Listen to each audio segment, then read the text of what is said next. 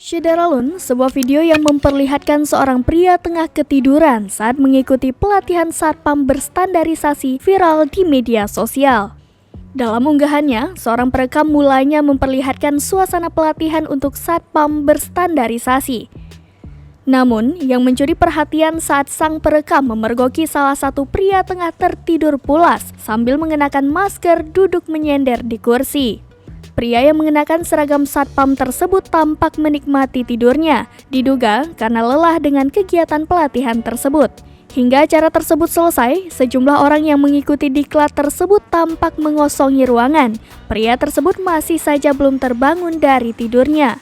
Akhirnya, semua orang di dalam ruangan itu lantas mengeluarkan ide untuk membangunkan rekannya. Alih-alih berisik, usai satu kompi bersorak ramai bernyanyi. Pria tersebut justru tetap saja tak terbangun, ia tampak semakin terlelap.